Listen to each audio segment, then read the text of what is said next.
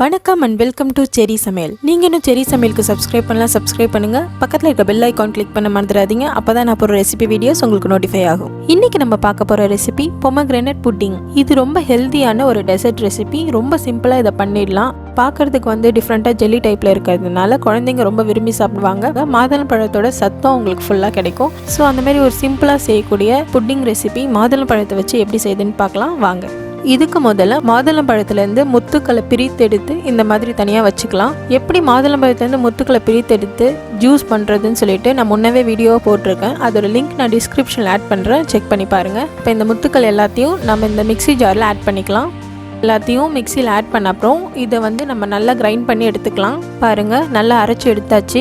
இப்போ இந்த மாதிரி ஒரு ஸ்ட்ரெயினர் வச்சு இந்த ஜூஸை நம்ம நல்லா ஃபில்டர் பண்ணி எடுத்துக்கலாம். பாருங்கள், இந்த மாதிரி கொஞ்சம் கொஞ்சமாக ஜூஸ் ஆட் பண்ணி நம்ம நல்லா ஸ்பூனை வச்சு நம்ம இந்த மாதிரி பண்ணி விட்டோம்னா ஜூஸ் நம்மளுக்கு ஈஸியாக கிடைக்கும். பாருங்கள், இப்போ கம்ப்ளீட்டாக இதுலேருந்து நம்ம எல்லா ஜூஸையும் எக்ஸ்ட்ராக்ட் பண்ணியாச்சு. இப்போது இது நீங்கள் ஜூஸாக குடிக்க போகிறீங்கன்னா இந்த அளவுக்கு மட்டும் ஃபில்டர் பண்ணாலே போதும். இது நல்லா தித்திப்பாகவே தான் இருக்கும் மாதுளம் பழம். உங்களுக்கு தேவைப்பட்டுச்சுன்னா நீங்கள் ஹனி இல்லை சுகர் ஆட் பண்ணிக்கலாம். ஆனால் இப்போ நம்ம புட்டிங் பண்ண போறோம். அதனால இந்த மாதிரி இன்னும் கொஞ்சம் ஃபைனா இருக்கக்கூடிய ஒரு ஸ்ட்ரெயினர் வச்சு திரும்பவும் ஒரு வாட்டி இந்த ஜூஸை நல்லா ஃபில்டர் பண்ணி எடுத்துக்க போறோம். ஸோ இதில் இந்த மாதிரி குட்டி குட்டியா ஏதாவது பல்ப் அந்த மாதிரி இருந்தா கூட அது இதுலேருந்து நம்ம ஸ்ட்ரெயின் பண்ணி எடுக்கும்போது வந்துடும். அப்போ நம்ம புட்டிங் செய்யும் போது ஸ்மூத்தாக நம்மளுக்கு கிடைக்கும். பாருங்க, நான் ஏற்கனவே இந்த ஸ்ட்ரெயினர் வச்சு நல்லா ஃபில்டர் பண்ணி வச்சுட்டேன். இப்போ இதில் 2 டேபிள் ஸ்பூன் அளவுக்கு சுகர் ஆட் பண்ணிக்கலாம்.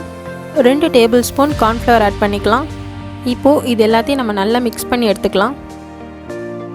இப்போது இந்த மாதிரி ஒரு கடாயில் இந்த பொமக்ரானேட் ஜூஸ் மிக்சரை நம்ம ஆட் பண்ணிக்கலாம். இதை நம்ம இப்போ நல்லா ஹீட் பண்ண ஆரம்பிக்கலாம். இதில் நம்ம கார்ன்ஃப்ளவர் கலந்துருக்கிறதுனால கொஞ்சம் கொஞ்சமாக கெட்டியாக ஆரம்பிக்கும். ஸோ அது வரைக்கும் இதை நம்ம இப்போ லைட்டாக கிளறி விட்டுக்கிட்டே குக் பண்ண ஆரம்பிக்கலாம். பார்த்தீங்களா, நான் சொன்னேன் இல்லையா அது கெட்டியாக ஆரம்பிக்கும்னு சொல்லிட்டு கார்ன்ஃப்ளவர் கலந்துக்கிறதுனால. பாருங்கள், இந்த மாதிரி ஒரு ஜெல்லி டைப்பில் அது மாற ஆரம்பிக்கும். இப்போ இந்த நேரத்தில் இதில் 1 டேபிள் ஸ்பூன் அளவுக்கு பட்டர் ஆட் பண்ணிக்கலாம். பட்டர் இந்த புட்டிங்க்கு ஒரு ரிச்சான ஃப்ளேவர் கொடுக்கும். நான் அன்சால்டட் பட்டர் ஆட் பண்ணுறேன். பட்டர் ஆட் பண்ணதும் அது மெல்ட் ஆகிற வரைக்கும் இது நம்ம நல்லா கலந்து விட்டுக்கலாம். நம்ம இந்த புட்டிங் ஃபுல்லாமே லோ டு மீடியம் ஹீட்டில் தான் குக் பண்ணணும். கை விடாமல் இந்த மாதிரி கிளறிக்கிட்டே இருக்கணும். இல்லை பக்கத்துலேயே இருந்தீங்கன்னா கொஞ்ச நேரம் விட்டு விட்டு கிளறலாம். பட் எட்டெல்லாம் போயிடக்கூடாது. ஸோ இது நம்மளுக்கு தேவையான ஒரு திக்னஸ் வரணும். அந்த திக்னஸ் வர வரைக்கும் இந்த மாதிரி விட்டுனா ஒரு 2 செகண்ட் விடுங்க, அப்புறமா கிளறுங்க. அந்த மாதிரி பண்ணுங்க, எட்ட போயிடாதீங்க. பாருங்க, கொஞ்சம் கொஞ்சமாக இது கெட்டியாக ஆரம்பிக்குது.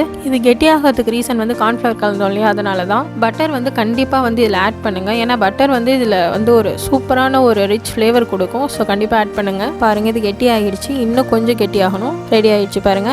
இப்போ இந்த மாதிரி எடுத்து விட்டிங்கன்னா இது ஃப்ளோ ஆகுது, ஸ்லோவாக ஃப்ளோ ஆகுது பாருங்க. அப்போனா இது கரெக்டான கன்சிஸ்டன்சியில் ரெடி ஆகிடுச்சுன்னு அர்த்தம். இப்போ நம்ம அடுப்பை ஆஃப் பண்ணிட்டு இதை ஒரு மோல்டில் இல்லாட்டி ஒரு குட்டி கப்பில் நம்ம ஆட் பண்ணிக்கலாம். பாருங்க, நான் இன்னைக்கு இந்த மாதிரி ஒரு ஷேப்பில் இருக்கிற மோல்டில் இந்த புட்டிங் மிக்சரை எல்லாத்தையும் ஆட் பண்ணிக்கிறேன். மீதி இருக்கிறத வேற ஒரு கப்பில் ஆட் பண்ணிக்கலாம். ஸோ இந்த மாதிரி கன்சிஸ்டன்சி இப்போ கிடைக்கிறதுக்கு ஒரு 30 நிமிஷம் ஆச்சு. இந்த புட்டிங் நம்ம கார்ன்ஃப்ளவர் வச்சு செஞ்சதுனால இது ரூம் டெம்பரேச்சர்லேயே செட் ஆகிடும். இப்படி வேணா ஃப்ரிட்ஜ்லேயே வச்சு செட் பண்ணிடலாம் அப்படின்னு நினச்சிங்கனாலும் நீங்கள் ஃப்ரிட்ஜ்லேயே வச்சு செட் பண்ணிடலாம். நான் இன்னைக்கு ஃப்ரிட்ஜில் வச்சு தான் செட் பண்ணியிருக்கேன். ஒரு 2 மணி நேரம் இது ஃப்ரிட்ஜில் வச்சிங்கன்னா இது செட்டும் ஆகிடும். ப்ளஸ் நம்மளுக்கு சில்லாகவும் சர்வ் பண்ணலாம். பாருங்கள், இப்போ இந்த புட்டிங் நல்லா செட் ஆகிடுச்சு. இப்போ இதை நம்ம அன்மோல்ட் பண்ணிடலாம். இந்த மோல்டை லைட்டாக திருப்பி விட்டு இப்படி தட்டினீங்களாமே உங்களுக்கு அன்மோல்டு ஆகிடும். பாருங்கள், எவ்வளோ அழகாக கிடைச்சிட்டுன்னு சொல்லிட்டு. இதை சர்வ் பண்ணுறதுக்கு முன்னாடி நீங்கள் பொமக்ரானேட் சீட்ஸ் வச்சு இல்லை புதினா இல்லை ஃப்ரெஷ் க்ரீம் பிடிச்ச மாதிரி எப்படி வேணால் கார்னிஷ் பண்ணிட்டு நீங்கள் சர்வ் பண்ணலாம். இது நீங்கள் வர வேலண்டைன்ஸ் டேக்கு உங்களோட ஸ்பெஷல் ஒன்ஸு கூட பண்ணி தரலாம். உங்களுக்கு யார் ரொம்ப பிடிக்குமோ, அப்பா அம்மா குழந்தைங்க பார்ட்னர் யாருக்கு வேணாலும் நீங்கள் அதை பண்ணி தரலாம். கண்டிப்பாக இந்த ரெசிபி ட்ரை பண்ணி பாருங்கள். ட்ரை பண்ணி பார்த்துட்டு உங்களோட ஃபீட்பேக் என்னென்னு என்னோட கமெண்ட் செக்ஷனில் ஷேர் பண்ணுங்கள். Happy Valentine's day. Spread love, spread happiness. Thank you.